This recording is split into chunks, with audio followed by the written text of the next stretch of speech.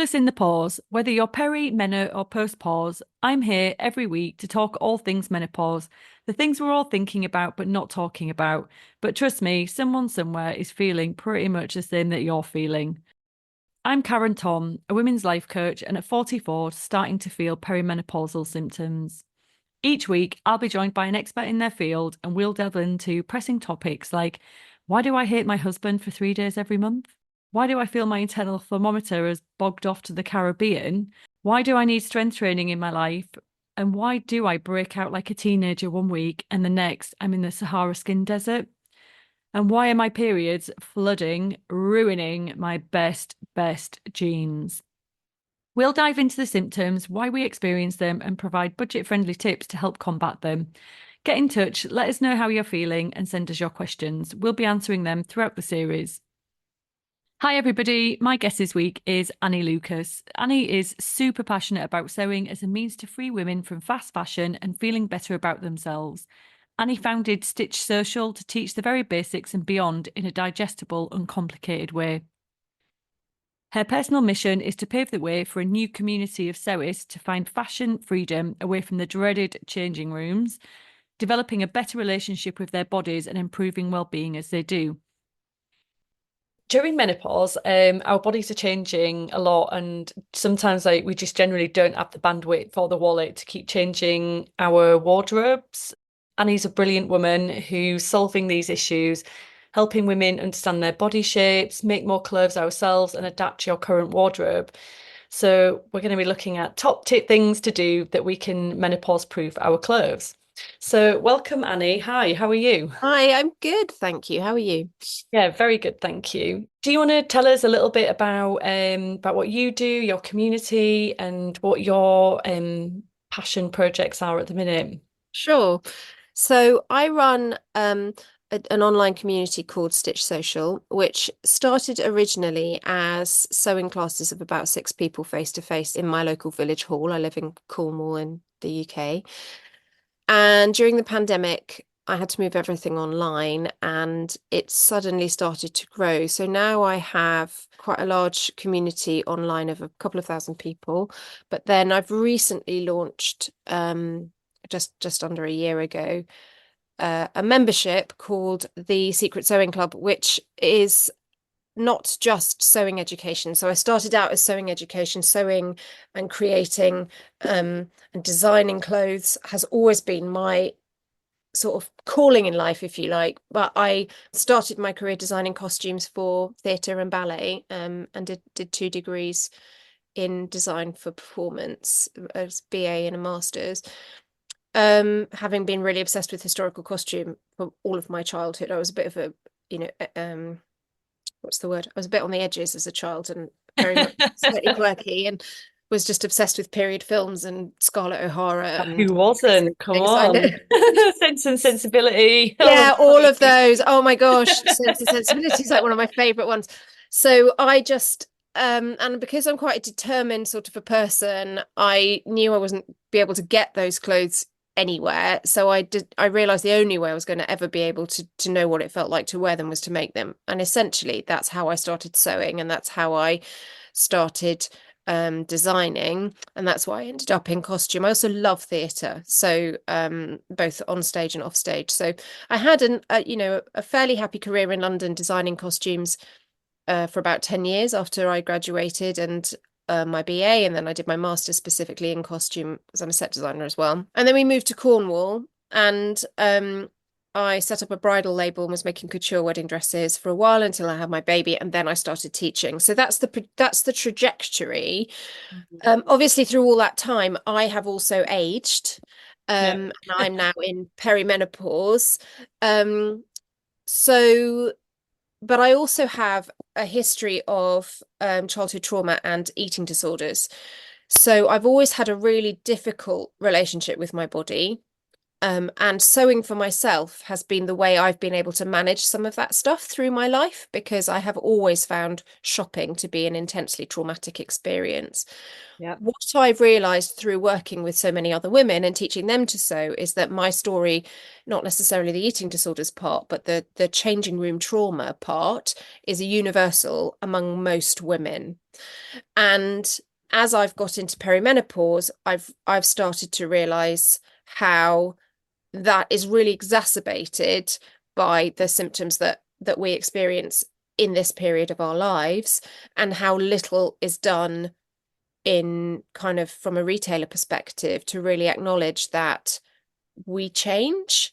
And I don't know, I mean, I say that very broad brush. I don't really know what they could do, but I feel like you hit sort of 40, 45, 50, and there is this, everything is still designed for like a 30-year-old's body. Mm. And so that's where sewing even more comes into its own. Yeah.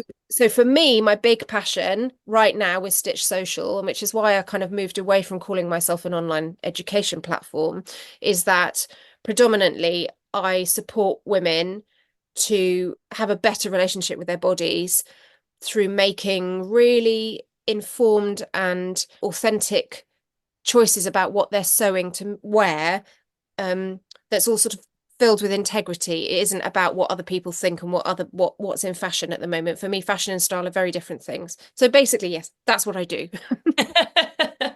Thank you. That's very detailed and also really interesting. And I think I completely agree what you're saying about, say, like with fashion and sizing and things. I mean, from my background, I know that one retailer's size 12 is another retailer's 10 or a 14 or something like this. And humans are making these clothes. It's not all fully automated. So if somebody, has a little wonky hand or something on their sewing machine after lunch, then there are going to be a few that are not coming up even to their specs. So it could be measuring a little bit small. But yeah, the impact then in the changing room for that woman who's picked up that size and is like, oh my God, what has happened? Mm. That's huge. But I think it's really important to know that, people shouldn't, it's easy to say, but people shouldn't judge themselves by the sizes that they're trying on in these changing rooms because it's not you. You are looking, there is no standardized size. There is only sizes that each brand decides that that's who their customer is, and that's what their size range and their measurement blocks will correspond to. You know, Yeah. there's so many well, not so many, but there's a few companies out there who specialize in making mannequins for factories to have in factory so they can sanity check and measure the products that they're making. Mm. But you can have, I don't know, say you have 8 customers, you can have 8 different mannequins because each of them have a slightly different variation of what their measurement block should be. Well, So, and that's the thing that's always just troubled me with clothes is that the kind of history of ready to wear and the evolution of standardized sizing mm, has meant that as women, and it is a very specifically female problem because men's sizing is still done very much on actual measurements. yeah, So you're 38 chest, you measure a 38 chest, you buy a 38 chest, a 38 chest will fit you because it's yeah, done on that measurement. yeah, Whereas because women have 3 points of variance in terms of bust, waist, and hips, that mm, size, that number, 8, 10, 12, 14, 16, comes to represent actually 3 sets of measurements, yeah, which can all have variance within them. But we yeah, get hung up on this one size that doesn't acknowledge that we have 3 points of variance, yeah, whereas a man doesn't. If a man, it's for men, it's like chest, waist, inside leg. That's mm, all they have to worry about. And generally, they're not wearing any garments that encompass all three of those measurements all at once, unless no. they're wearing a onesie, which I might have missed something, but I don't think that's very in vogue at the moment among the men No. folk in the UK. But yeah, I mean, and I guess in that way as well, it's hard to equate men's and women's fashions together because it's just men's is a lot slower moving sometimes in that way. But I think the key message for people to understand is that you are not your size. and for how you understand your body and your body shape, what works for you, what doesn't, know that what is going on within a dressing room.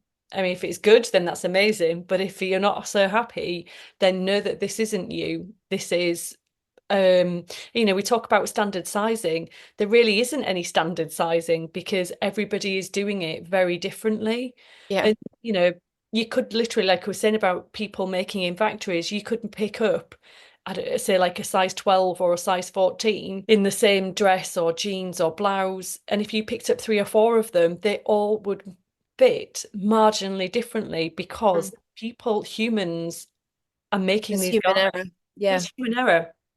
So it's a tricky thing to be able to manage, but I think the bigger picture part of that is we as women understanding that this is not about it's not about us and our body. That's just a size. It's kind of moving ourselves out of that picture of like how is our body shaped, understanding our body and like you said, those three key measurement points.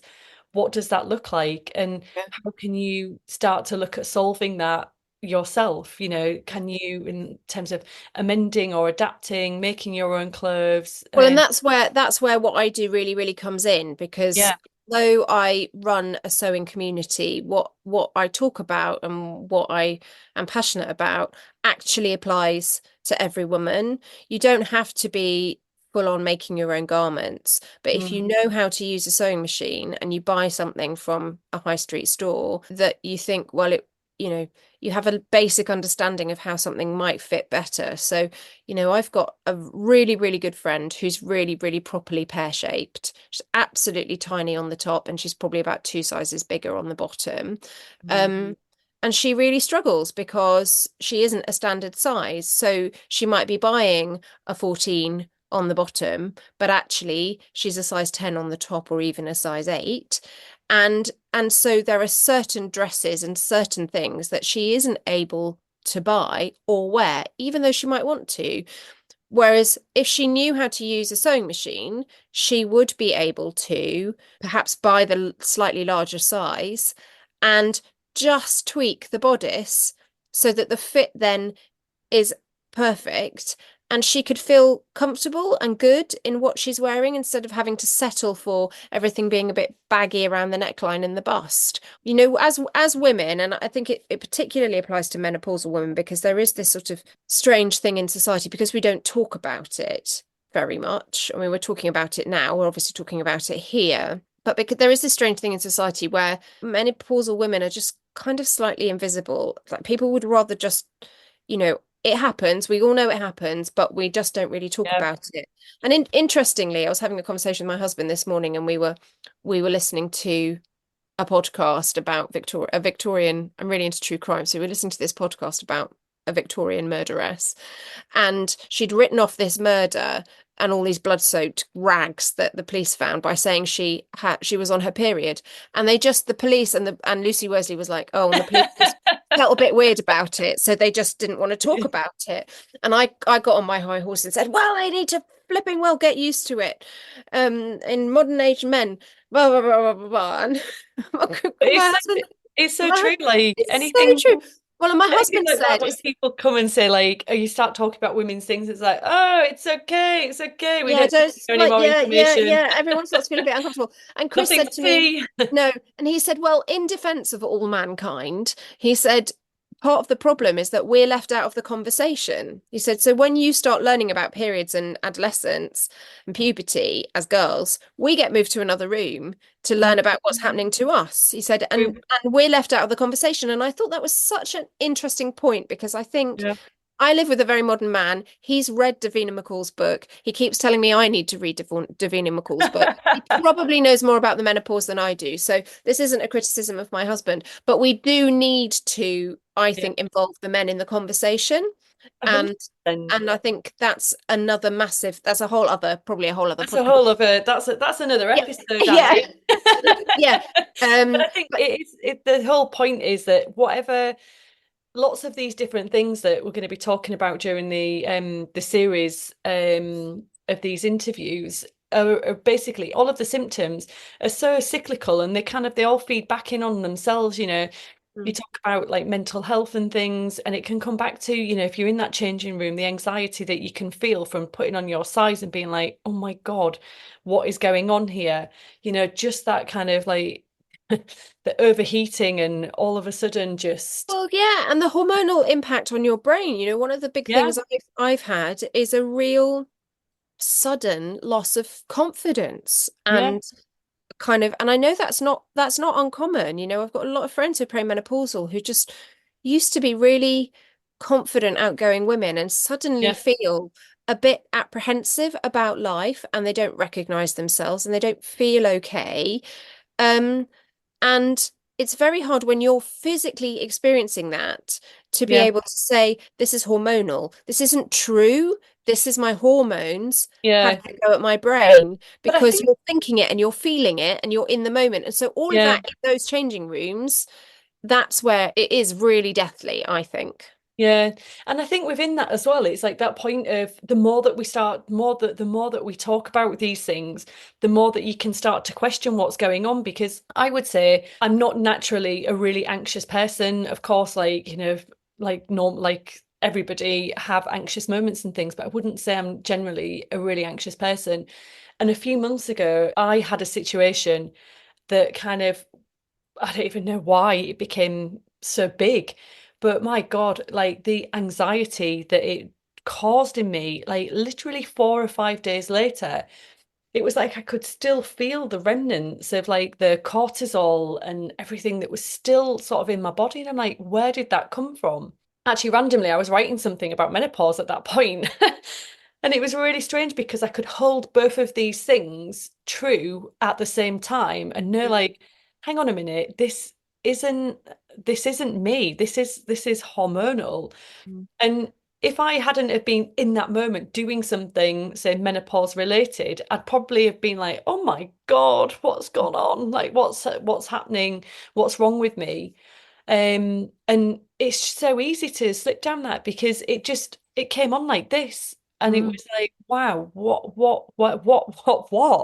Yeah. Um, but yeah, Yeah. it's really tricky. And you said about losing the confidence with randomly I solved this with my husband, which I wouldn't say that he's usually my style advisor.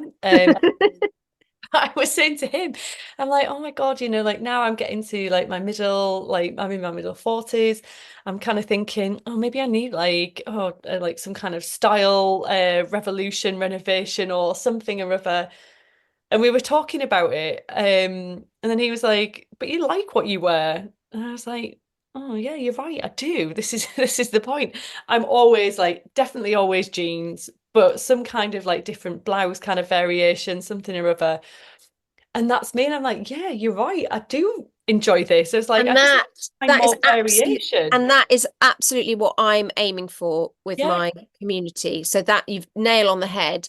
So for me, it is and you, it's about I don't care whether I'm a spring or a summer or an autumn or a winter. I don't, yeah, there are all these kind of frameworks that are pushed on us about what we can and can't wear. You can't wear a skirt that's, too short when you're over 40. You can't have the tops of your arms out when if you're a little bit kind of bigger. You can't do this, you can't do that, you shouldn't wear leggings. I've been brought up with all of these things yeah, by generational cultural conditioning.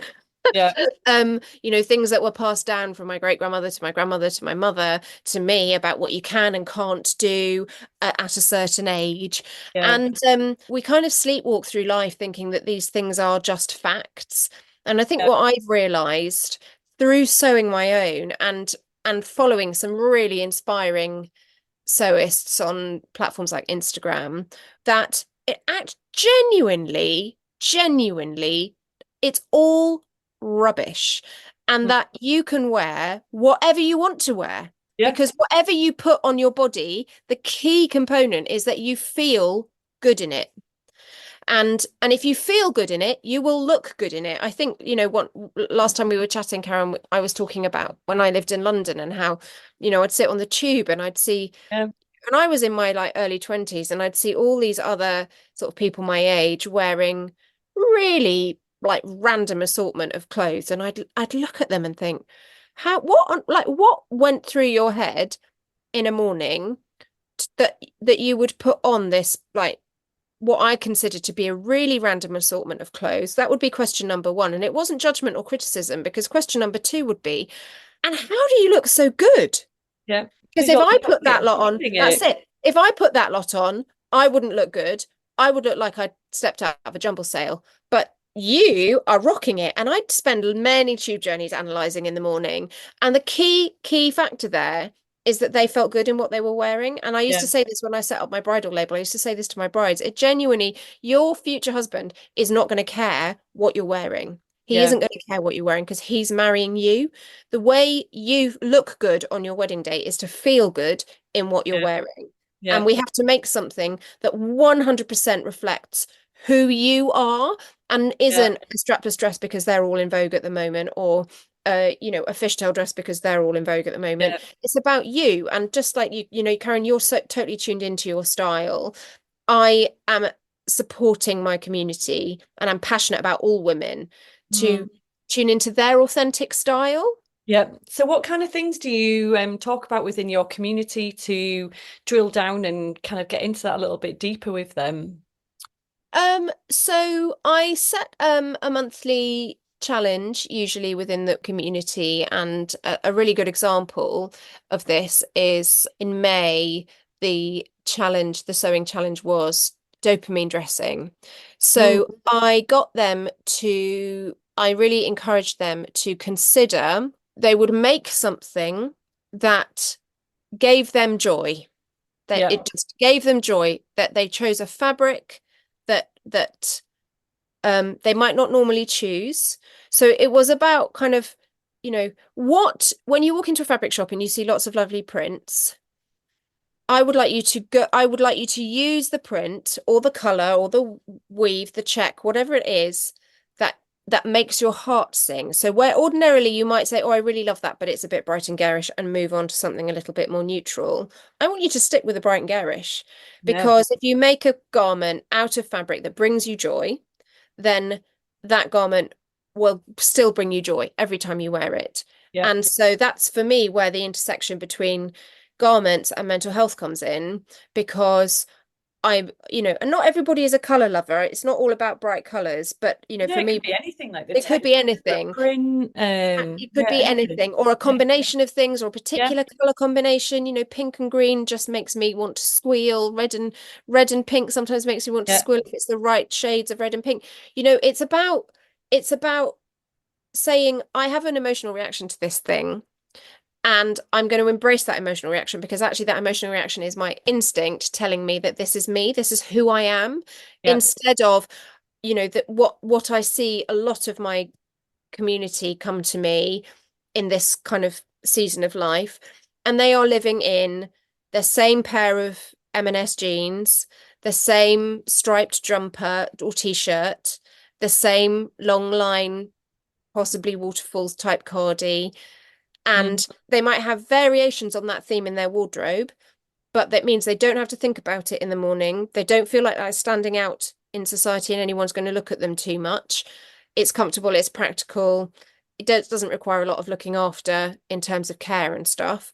And all Yeah. of those, practical, comfortable, and care, those are factors I think are really important, especially if you're, running quite a busy life. But what I resent is this sense um of having to sort of be a bit invisible, because you don't want people to look at you and think you Yeah. you look a bit silly.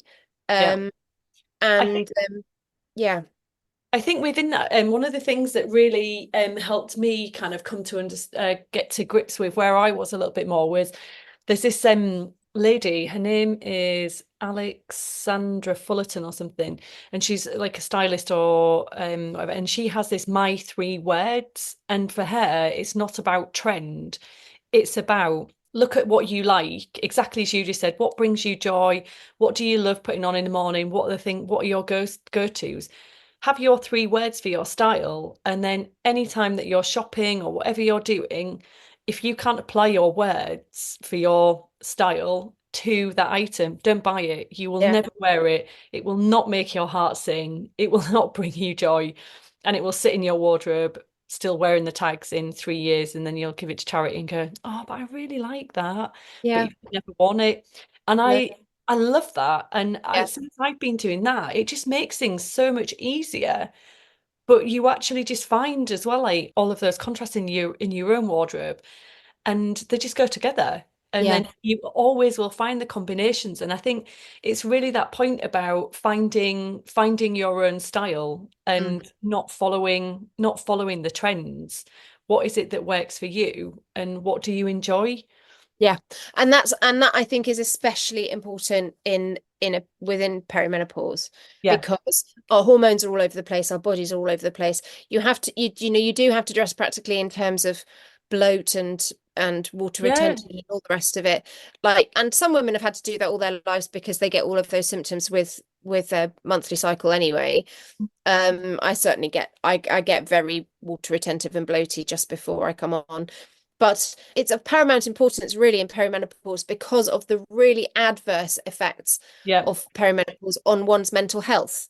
Oh And gosh, I think fundamentally, if every time you look at yourself in the mirror as you're all a shop window, we're all a bit guilty of just catching glimpses of ourselves as we're walking up the high street in the shop window.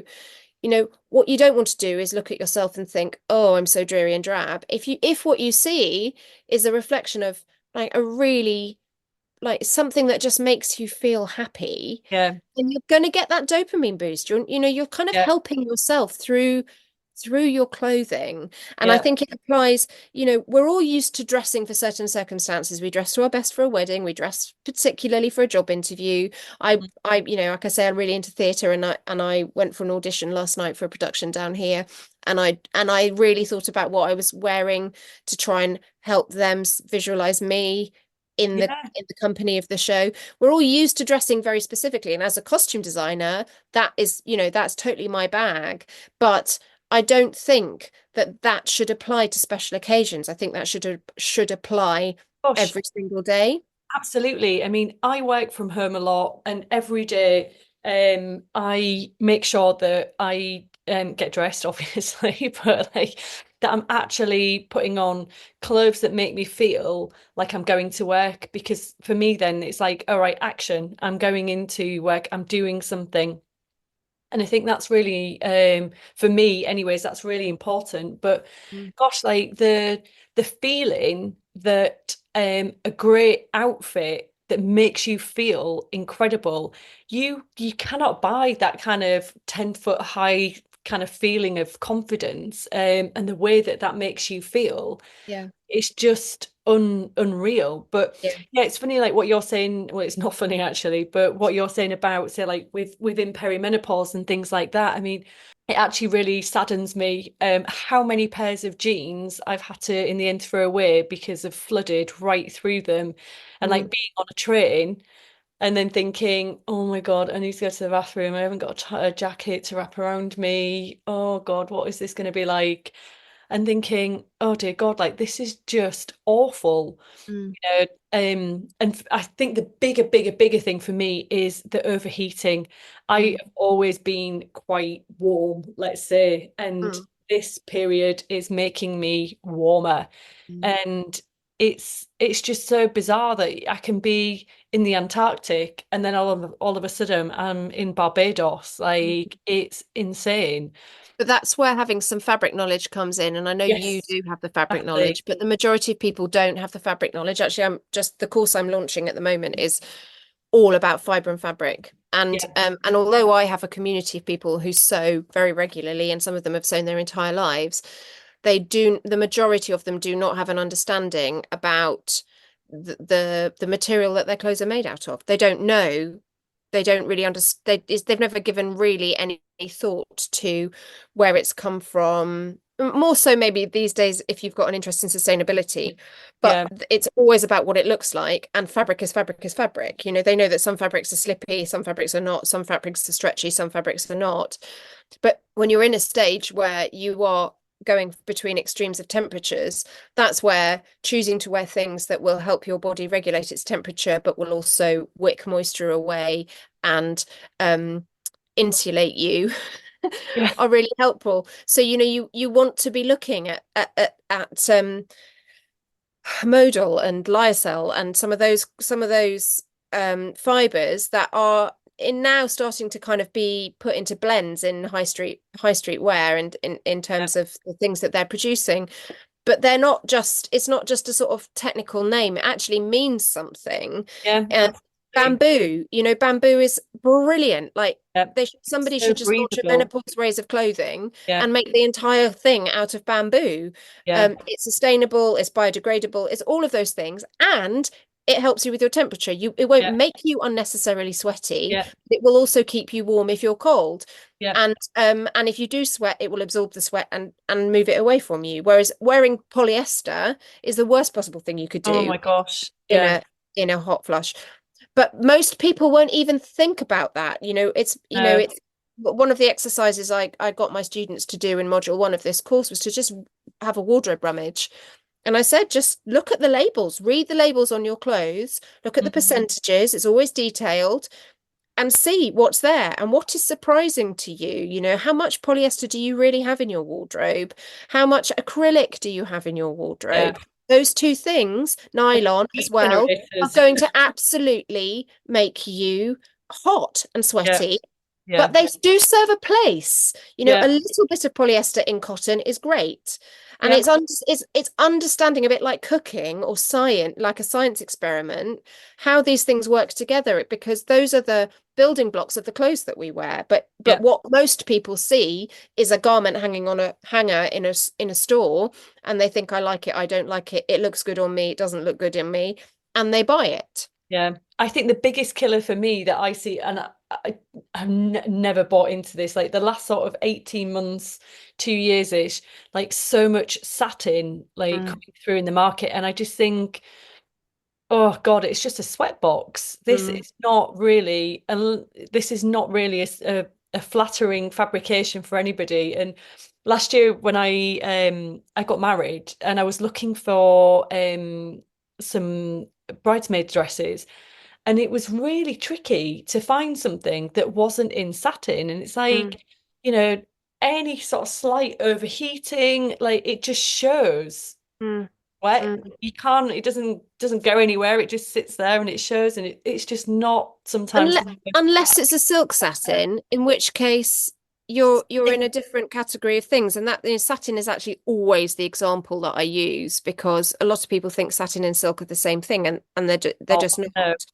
no. And I wear, when I'm making and when I'm buying, I buy a lot of viscose, and viscose satin I love, but viscose again is it might be a man-made fiber, but it comes from a cellulose source, comes from wood pulp. So there is an element of breathability there, which you don't get with a polyester satin that Yeah. is generally what's used in the shops, because it's the cheapest It's thing the to, cheapest to thing to, produce. yeah, exactly. And you also don't get the static and everything else with it. So again, it comes down to understanding how, when you have that information on the label, what that information actually means. Yeah. But I guess as well, isn't it? It's like looking at all of those different fabrications. And even if you have like a base fabric of viscose, when you blend it with something different, you get a different look and feel to it. Like viscose on its own can be really fluid and really drapey, but when you start pairing it with something else, it can get a bit more structured and Yeah, less fluid and drapey. And it's yeah. like it's just looking at different fabrications and understanding how Mm. it is that they work, and they will sit on your body Yeah, basically. exactly. And how practical they might be for you and your specific needs and requirements, either in terms of body shape or in terms of the way you go about your day-to-day business, what you need in terms of days. I don't wear high heels very often, because most of the time, the only time I leave the house is to go on the school run. It's just not practical for me to be wearing heels on the school run. I'm usually running because I'm always late for everything, and I just need to stick a pair of Birkenstocks on and go for it, because that's it. I might put a pair of heels on for a night out. So it's about considering the practicalities of your life as well. I think if I Yeah. was living a different life, I might stick to my kind of, I love that 3 words thing. It's like a buying policy for a shop. Um, it's the same thing, buying policy for a gift shop. Um, that's from a job I did many years ago, but I love it. And your 3 words will apply differently to different lives that you might be living, but they're Yeah. still there. They're still at the core of who you are. Yeah. Yeah, and I guess it's like how you combine them, how you combine them to make make your outfits and things like that, isn't it? Mm, So it's yeah, there's a lot in that mm. unpack. So as you were saying, you were talking about how like with your community you work to work on how you can amend your own clothes and adapt them to work better for you. Um, what are any tips that you would give to the listeners about what they can do easily at home to adapt any of their clothes? So I think a lot of it depends on, well, a lot of it boils down to what your skill base is and how much kind of knowledge you have. But fundamentally, within the industry, within the home sewing industry, and I think it is probably slightly different for you in terms of commercial, your background in commercial production. But in Mm. the home sewing industry, where people are generally making a garment for themselves or somebody else, there has there has grown a sort of culture of making very particular adjustments to very particular parts of the pattern and talking about it very loudly. So a really good example will be, I might be in a Facebook group with a load, 10,000 other sewists, and somebody will share a thing and they'll say, and I did a forward shoulder adjustment and a full bust adjustment and a sway back adjustment and a full belly adjustment and a something else adjustment. And the majority of sewists in that group will think, oh, Yeah, I don't I know how mean, to do any of that. That's completely overwhelming. That's way above my pay grade. Isn't that person very clever and very wonderful? And there's a place for that. Don't get me wrong. I'm not saying there's not a place for that, but I think a lot of the time, that approach to fit, which is at the core of what most people, when they're buying clothes off the peg, will experience problems with, that attitude to fit makes it sound like rocket science, and it completely isn't rocket science. So for me, I've simplified the method to try and make it more accessible for people. And I basically, if you can pinch a bit of a garment while you're wearing it, the way you stand in front of the mirror and you might just like grab it at the sides and say, oh, it's such a shame. It's a bit big there. And if it was just a little bit smaller, you'd be able to see my waist better. Or I don't really know what's going on at the back. Like I've got it's a bit baggy around the back where my back does sway. If I just pinched it in, then you'd be able to see the curve of my back. That is basically all you need to know mhm. is about how to first identify which areas might need adjusting. And if you can do that and you can work a sewing machine or even just do a running stitch by hand that won't leave any marks in your garment if you don't like it once you've done it, just tack it. That will give you a sense of what is possible with the garments that you've got in terms of adjusting them on a very basic fit level. Yeah, From a specifically menopausal perspective, the biggest area I've noticed where I fluctuate is around my waist and my yeah, tummy. yeah, We've all got a tummy there, and it comes and it doesn't always go, but it can go up and down with the water retention. And it's going to sound like a really strange thing to suggest, but we used it a lot in dance, and it's very common in children's clothing. I have started to where I've got a pair of jeans that I want to wear but can't wear consistently, because they fit me when I'm on the larger side but don't fit me so well when I'm on the like less water retentive side, is just put a bit of elastic, button elastic. So you can get this elastic that has little slots in it called button elastic. And I run a bit of that just through the inside back of the waistband. And I don't even do it particularly beautifully. I just chop into the denim or whatever it is and run that through and put a button on either side of the waist. And what that does is it just pulls the waist in um, when you need them a bit smaller, but you can give more elastic if you need to just let it back out again to the bigger size. yeah. And that's a really simple thing that pretty much anybody can do at home that would probably help most people in terms of the way their trousers fit. No, I Um, love that. I mean, and also, I guess in that way as well, then you're not having to go out and buy like loads of different things that are sizes and variations that can fit you at different times of the month. You can just carry on wearing the same clothes that you love and are already in your and wardrobe. you don't have that thing, and it goes back to this cultural thing of, women over a certain age love an elasticated waist. Yeah. And you think, oh, I mean, to be you fair, I don't want to do. go into a shop. You don't want to go into a shop and think, oh, lordy, like this is Am I at that point now where elasticated waist is all I can manage?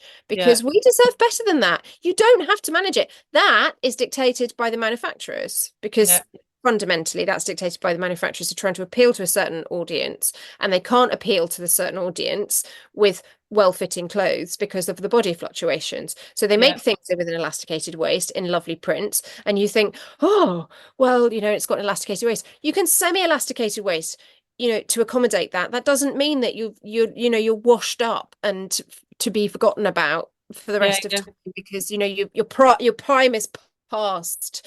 yeah. Um, and so it's that sort of BS that I just think is rubbish. It's Everybody can wear an elasticated waist if they want to, but they shouldn't feel they have to because they're a yeah. certain age.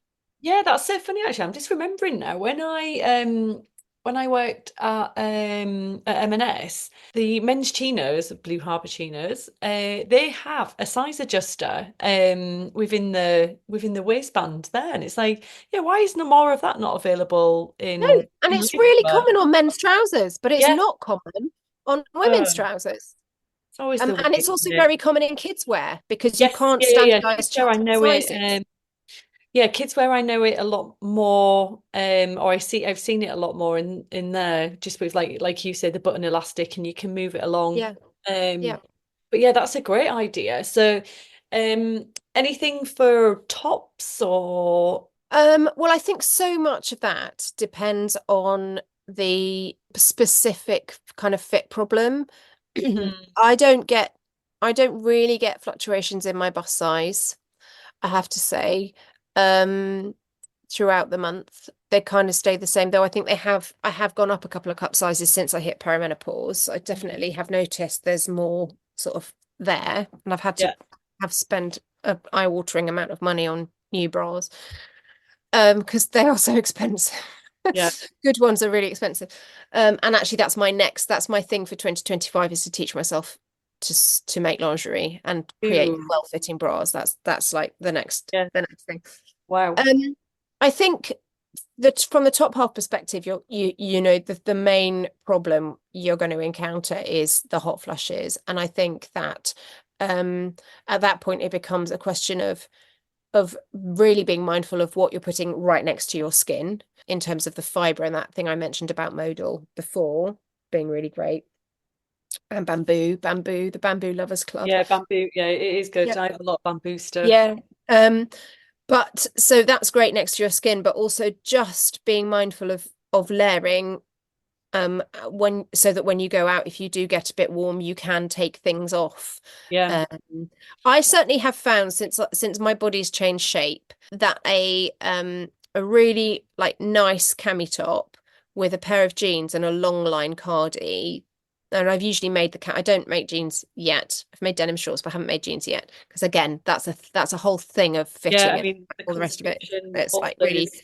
and I Oh, just at the moment I don't have the brain space to start thinking about fitting jeans. Although I can have trouser fitting I can do on other people. It's more me that I have the yeah, issue with making jeans for.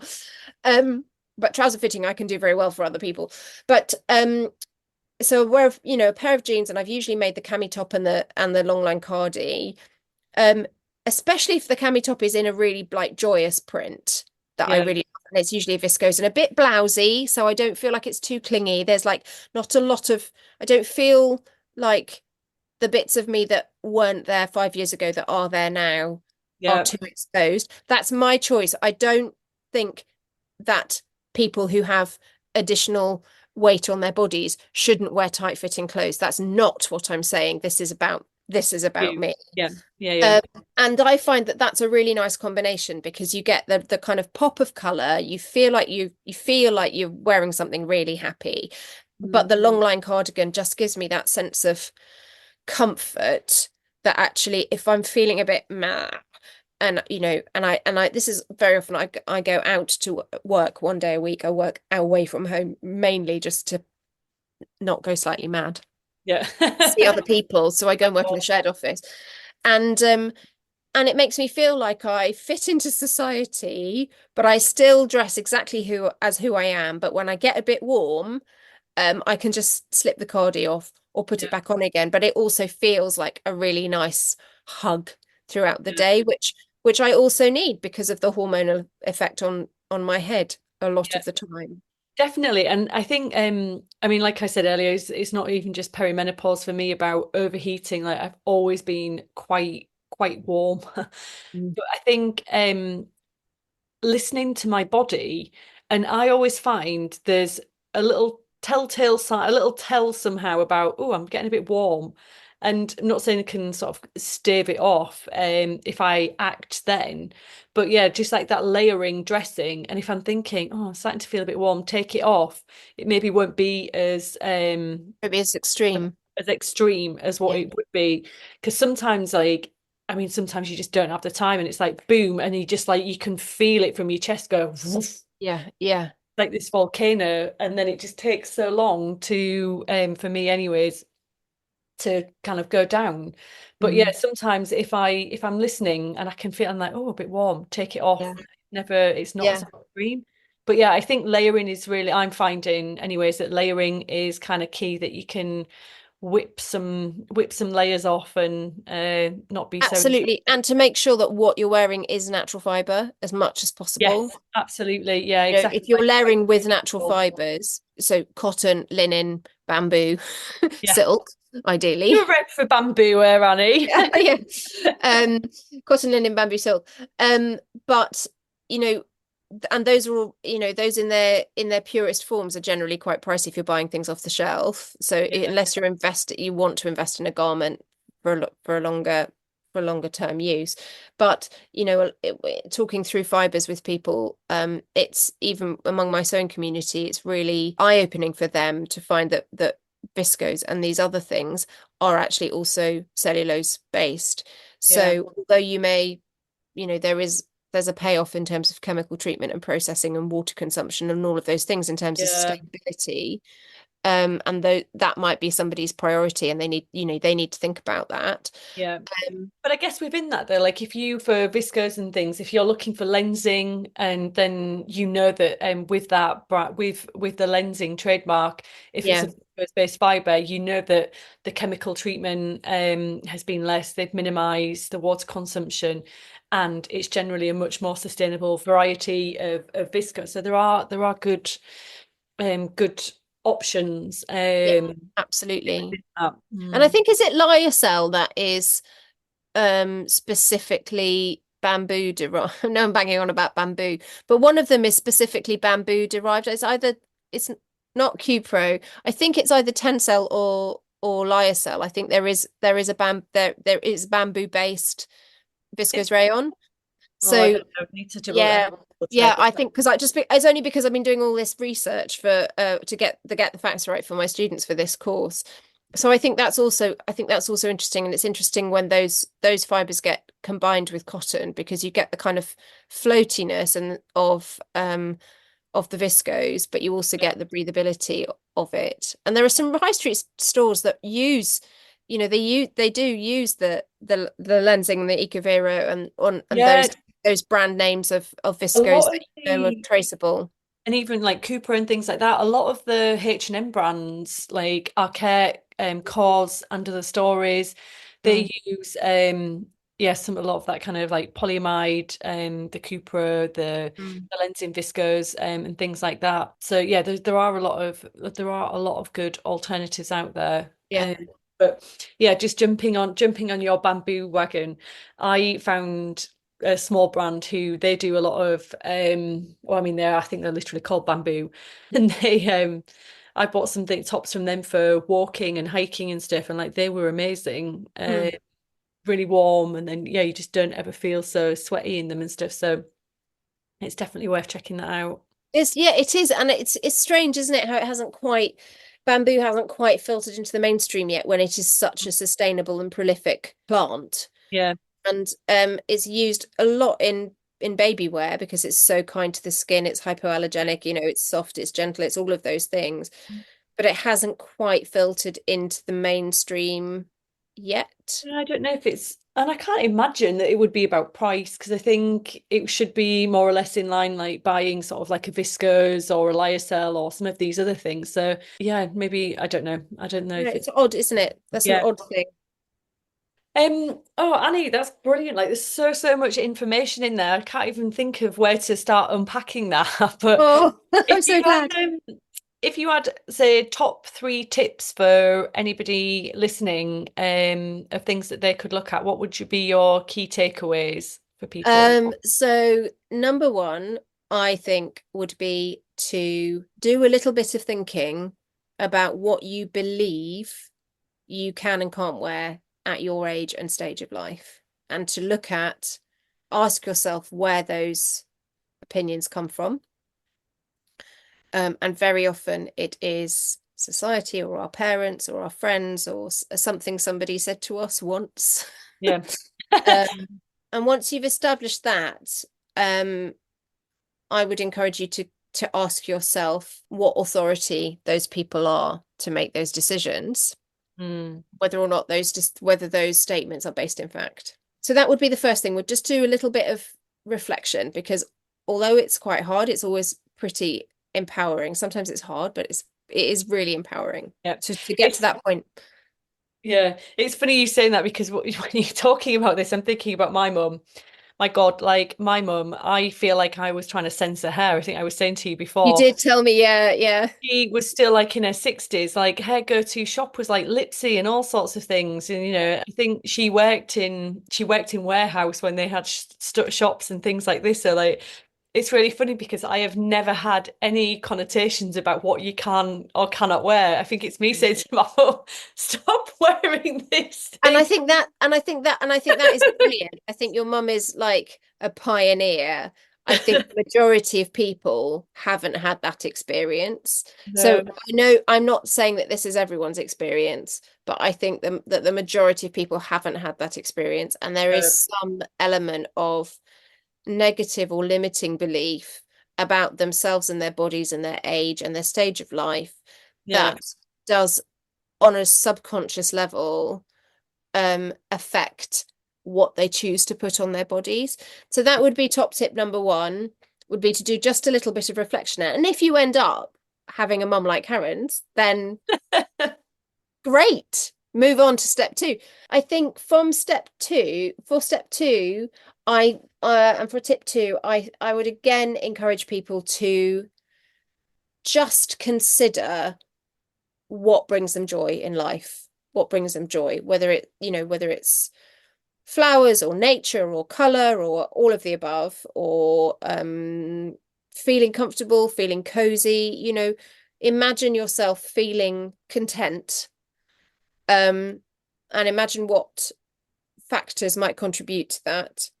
And then for tip three, it would be about bringing both of those things into a slightly more courageous approach to buying, um, or making, for my community, um, the clothes that you wear, because I think fundamentally and over and above everything, what you wear needs to make you feel good. It doesn't necessarily have to bring you joy, but it does need to make you feel good.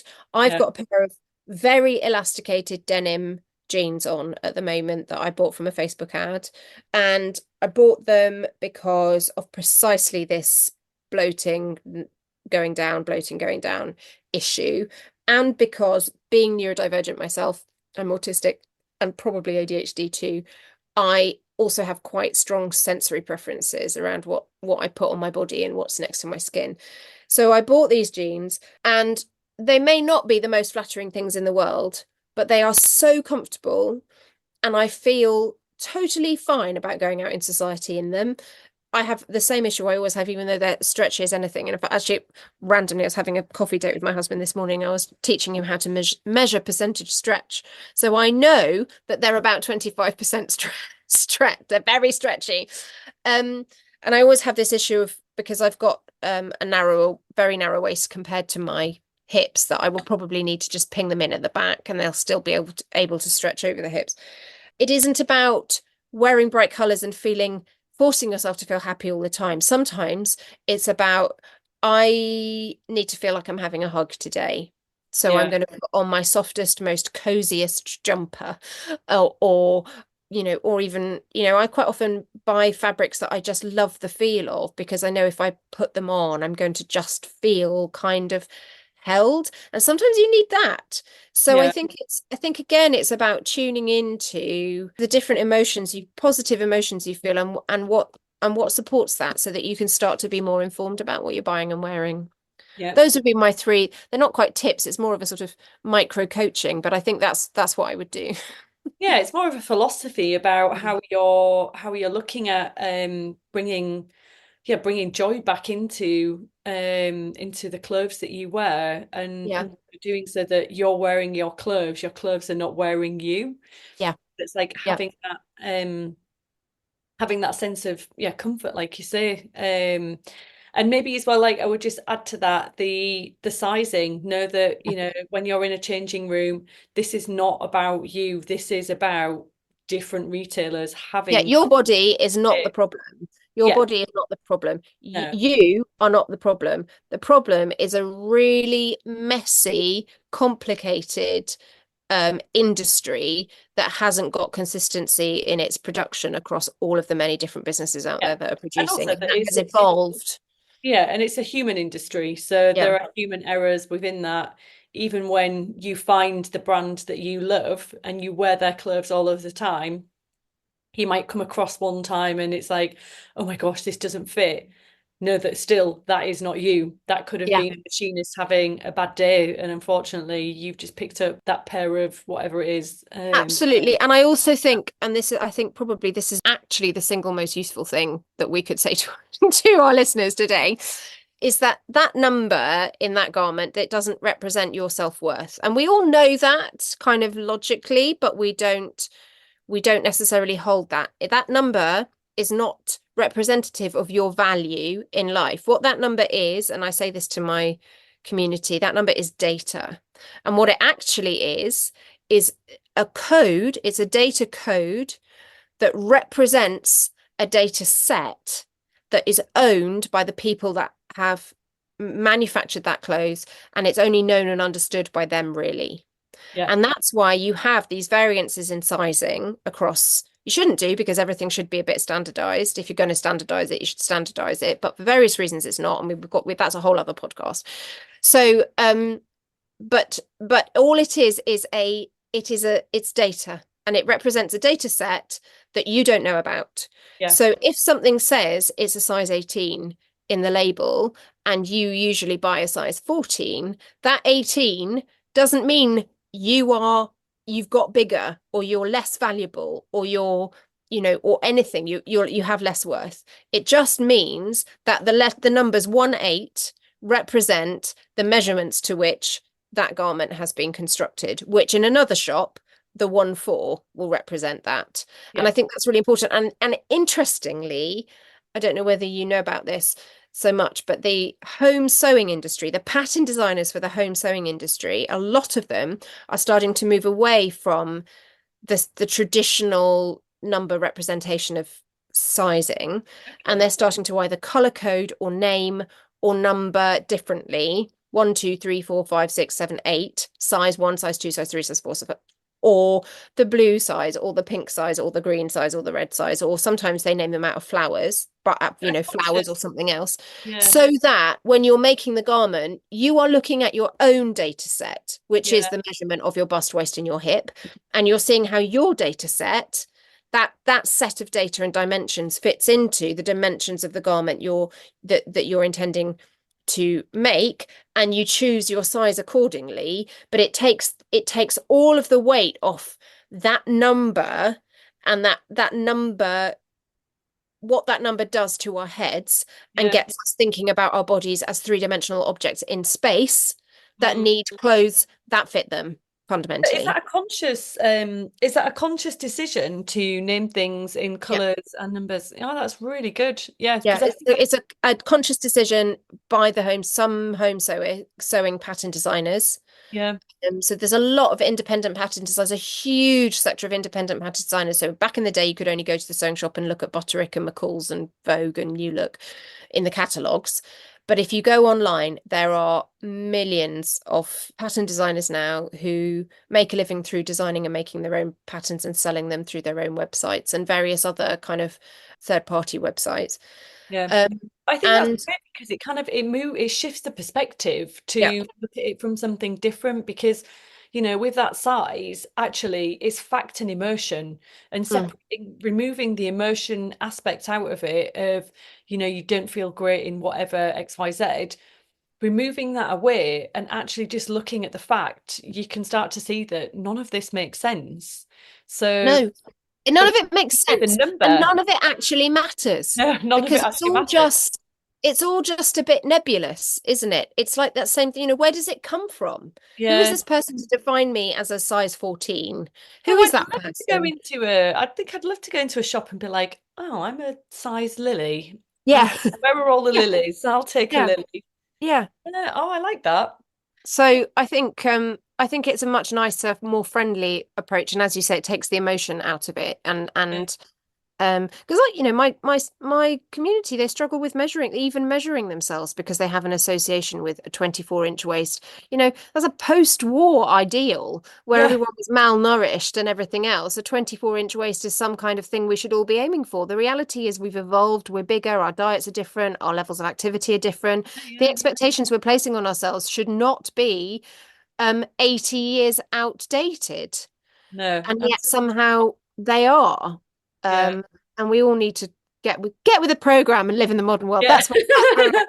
I like it. Well, on that note, then, where can our listeners find you if they want to come and Oh, check? yeah. If they want to find out more about what I do and how I might be able to help, they can find me at www.stitchsocial.co. No UK at the end, just stitchsocial.co. And there's loads of information on there about my sewing membership and my other courses, and also a really exciting thing that's coming in 2025, which is because I'm also a certified coach, is a more in-depth program exploring a lot more of what we're talking about, what we've been talking about today, specifically for perimenopausal or menopausal or postmenopausal women, to Mm, help them identify their style and start to embrace it. And that's called the Rebel Style Society. So you can sign up if you want to find out more about that when it's launched. There's a waiting list you can sign up for on the homepage. But essentially everything is on the website.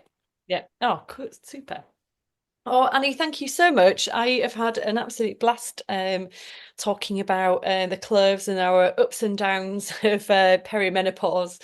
So, yeah, thank you so much. Well, thanks for having me. Thank you so Yeah, much. yay, thank you.